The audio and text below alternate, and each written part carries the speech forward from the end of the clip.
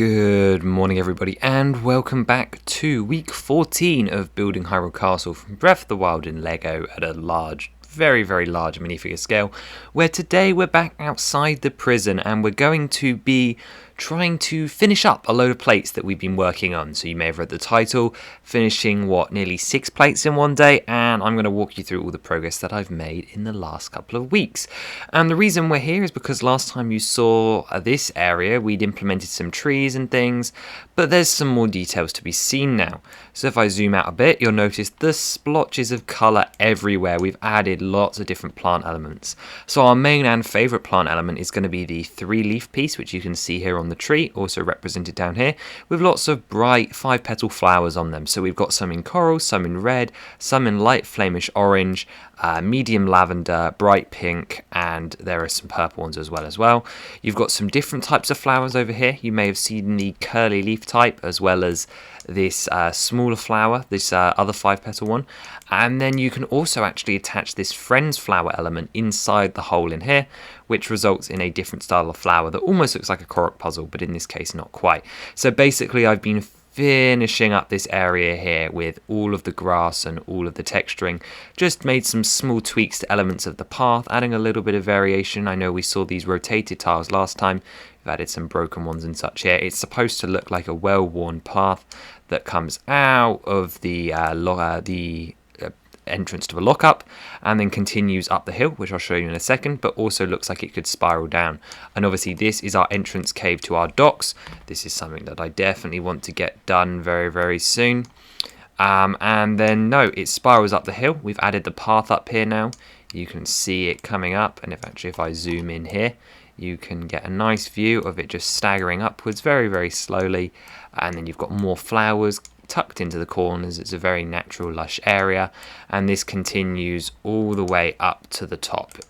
So you can see that goes all the way up past. This is the plate we worked on last week. In fact, you can still see the outline there, and we're going to be working on that very next. That's the next thing we're going to do. I'm going to plot up the wall and colour a lot of this into the green colour to keep contrasting it off against this mountain of dark grey that is growing very slowly. But before we really got into the meat of today, I wanted to show you this with all the little pretty flowers. And actually, well, that's that. That's our first almost two. Our first big plate finished for today. This was one of my first goals, was to get the flowers on this one done, because not including the roof, this plate has been finished for a long time. It just needed to come back and do the little finishing touches, and these little splotches of colour just add so much. It's wonderful. Now you may notice that there is one colour of 5-petal flower that is missing, and that is of course the light blue colour. And the reason that is missing is actually a deliberate choice, because that's going to be the colour we use for Silent Princesses. So they will be much more sparingly spaced. There will be some, and they will be pretty much random, just like any other flowers, but they are designed to be less common just because they are the special flower that could only survive in the wild and not under cultivation. So they cannot be everywhere. They're going to be very rare. So without further ado, let's go build a wall, because I think that's the next best way to start this episode. And wasn't that quick?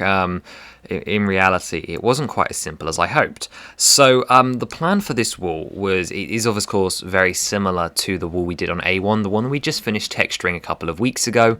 And what I'd hoped to do was just to like copy and paste it. I'm not gonna lie, I don't believe with a very couple of subtle texture changes that you'd ever be able to spot if I copy and pasted the walls. So I was hoping that a large amount of this wall could be copy pasted. Turns out no, I had to do this one from scratch. So this took about an hour. I was able to use the techniques, so like I'd done all the research in a sense of what techniques work for the wall like this, and I was able to implement those fairly well. However, it was still a long process. So you can see we've got a couple of different segments here. This wall in particular operates from a square segment to an angled segment to a square segment to an angled segment to a square, then an angled one, and this one is actually embedded into the cliffside here, you can see, and this tile line is actually where the next plate layer up is going to be, and that will be a little bit more rock work up to about here, and then actually the wall continues up even higher. It like vertically climbs. Anyway, that's a problem for another day whenever we get there. I've also put a base green layer down. I'm not sure if I'm going to slope this one up because it is pretty flat in game, but we'll definitely be adding some flowers on here. And obviously the biggest thing this one needs is texturing because it looks so bad at the moment. So I'll be coming through and doing that hopefully in the next week's episode, as I'll just commit to it. I'll do the time and we'll get it in. I may start streaming some of these bits like rock work and texturing and things, but at least I will be able to steal some of the stuff from the previous wall segment for the texturing now, because on that wall we have 8 segment strips and we'll be able to just go and grab some of the patterns, change up to fit the gaps, and then add a load of plants around the bottom, which is always fun. The plants is always enjoyable. The biggest difference for this wall segment to the other one is I was able to use the end piece. This is definitely an end wall segment, and that means that we've got these dark bluish grey highlight columns that jut out a bit off the wall, and they result in these round sort of turreted bits ending off the wall segment. I guess it's just the castle's way of formally distinguishing that this is a dead end wall, so we replicated that here, and just like in game you can actually walk around it. No fortress on this segment, that is up on the next one, so we'll be dealing with that in due course. But this is great progress for now. Nothing new on this slope here. This is an old version without the tiles, so we'll get that fixed up later on. However, I'm pleased for now. We just need to, well, finish it up next week, but this took way longer than I was expecting, and we've got more plates together to finish, so this won't be going on our plate tally for today. I want to go back and finish up some plates that are long overdue, and you'll see which ones I mean in just a minute. And I definitely said it was long overdue. We're back here outside the prison, although the prison entrance can't be seen, because we're actually going back this way. So for getting your bearings, this is the docks entrance. In there is where we started this whole series. And this plate you actually saw earlier today and was completely unfinished.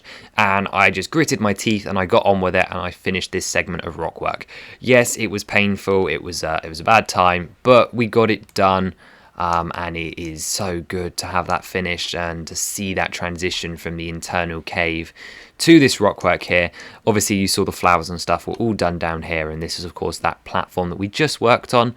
However, our new platform is in. This was A1. This is where rockwork and this wall segment which I was talking about earlier, which we finished off a couple of weeks back, and or was it last week? I don't remember. And it's new in its final textured form, is sat up here on the top of a big cliff. Now, the thing that I was trying to do by putting this all together was one, to actually show you it in position, because doesn't it just look cool when you see it up there with all of its texturing and this green breaking up all the things, especially if you look downwards. It really starts to create this lovely imagery with the blue and the green and the grey in the middle. But there were also some very large unfinished details. So firstly, the E plate, I believe it is, here. This plate was unfinished. This plate is now officially done. That marks our second plate for the day that is finished. The F plate, I believe it is, or is this EXT1? Oh, I don't remember the names. This plate here above the docks entrance, this was incomplete as well until today, when I went back and I added a little couple of splotches of green and then slightly decayed grass here in the olive green colour, and that completed this plate here as well. So that's our third plate for the day, nice and completed. I also then, while it's a little bit of cheaty, I came around here and I added all of the water tiles, finalised up all the top edges and raised up the sections that needed dealing with. So basically I did all of the trimmings and like fine details for this part of rockwork, added a couple more of these slope elements up here, and then there was no greenery to add. So that was plates 4 and 5 also done today. So lots and lots of exciting plates. So we've currently finished 5 plates in today's episodes alone, and I'm aware that that was cheating, but I don't care. I just think you guys are long overdue for seeing this, and it just looks incredible. So if you imagine correctly, the docks goes underneath here, hence all of this pink superstructure that goes over the top of this hollow space so that it will be strong enough to support stuff.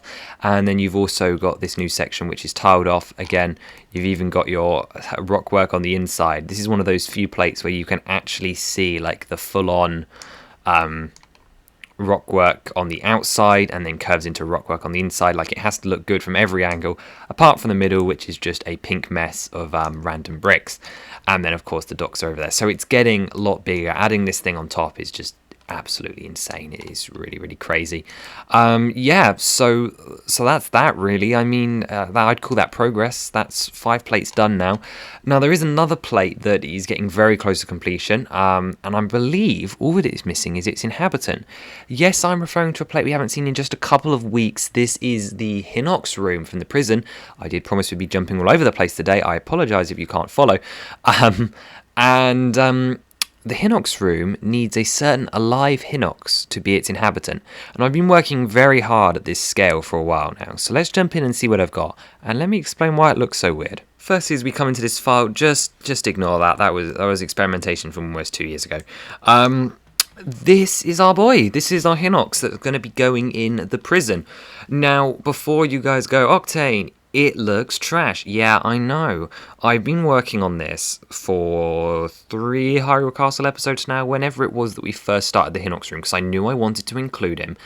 And, oh, wow, this scale, the, like, pseudo minifigure scale, is the biggest pain in existence. So, yeah, it's nowhere near big enough. If I bring this minifigure over here, besides my completely oversized Lizalfos, you can see he's about 3 times the height of a minifigure, which is fair. Yes, the ones in-game are significantly bigger, so this is very inaccurate. But that is besides the point. What we have here is a rounded and slightly chibified design, and you can see all of the key elements are here. We've used the heart piece in pink to represent his nose, his pig-like nose. We've got his 2 teeth and his little blue tongue. We've got the hairs coming off the side of his head. Now you've got to bear in mind the eye would have a custom sticker on it, which means it looks absolutely trash because we don't have the sticker and you can't see any of the expression in his face. But he's got the horn on his face, the eye's there in its bright colour. He has got an unconventional attachment using a modified plate which has a bar coming off it to stick into this 1x1. Obviously that would be better supported. And then you've got all these curved slopes and things leading down to a belly button, which is then overhanging his loincloth. He's got his saggy sides and down to his bulging knees, which are made using a bowl piece upside down because I thought it was a good match. You've got some fezzes there being used, or should I say cones actually, not fezzes, sticking into his feet where you've got his large toenails. So oversized. Yeah, it's a chibi style Hinox. Like, a lot of the proportions are over exaggerated, the features are more rounded, he's more cutesy, and he's definitely nowhere near as good as my other Hinox or some of the other people's Hinoxes that I've seen. But for this scale, I try to make use of as many different Lego elements as possible, and rather than just making him really, really square, the goal was to have him fit in the room we created, not look like he dwarfs it, not look like he's too small for it, and so on. And I think we've achieved that. But we're going to be working on that room next week to finish it up. I've decided there's a couple of tweaks that need to be made. It actually needs to just be a little bit taller to fit this guy in. So we're going to leave him here for now, and then we will come back to his tile next week to finish off that section of the prison.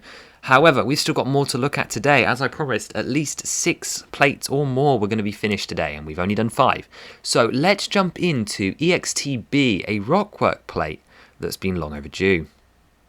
So this rockwork plate looks almost the same as any other, so I'm really not going to focus on it for long because I know rockwork is incredibly boring to look at, as boring as it is to make. So you may be going, Octane, where are we? The only clue that gives this one away is this here. So this is actually the prison. Again, you would have had prison cells going along the row here, and this is the breakout wall. So our grass plates and stuff that we were working on are just off to this side here. You would have had your entrance to your prison over here. Anyway, that's besides the point. As far as you guys need to know, it was an incomplete rockwork plate that is now finished. There's not much to note here. This one is, again, this goes up to the height above where we were looking earlier, where it's not quite a full cube. So this is the height that my normal modules go to. This one's up to here because it's actually going to have another layer on it. This is part of that layer that we're going to be working on in the future that comes over the top of the prison. And the Hinox room that we've been talking about is this plate here, which hasn't been rockworked yet, and that will be next time, or whenever I get around to it. This one, unfortunately, to get the rockwork shaping that I wanted, it actually extends off the base plate, which was awkward. But rather than add another whole base plate, I just shoved a plate here. I'm not sure it's going to matter in the grand scheme of things. However, for now it works. If we have to deal with it later, we have to deal with it later. So be it. But yeah, no, the only other unique detail to say here is that once again, rockwork corners are really, really difficult to not make look awkward. And a new technique I found for making them look slightly less awkward is using these inverted slope pieces here, and then also unicorn horns in light, or pearl light grey in this case. So that's another rockwork plate done. It is completely finished. So that is our 6th plate for the day. But I've done 9. Let's take a look at those last 3. So I made a discovery, and it turns out I finished 3 plates. Here they are. This is the L plate, the M plate, and the N plate. And these 3 plates are the first 3 plates in the castle, which are completely hollow.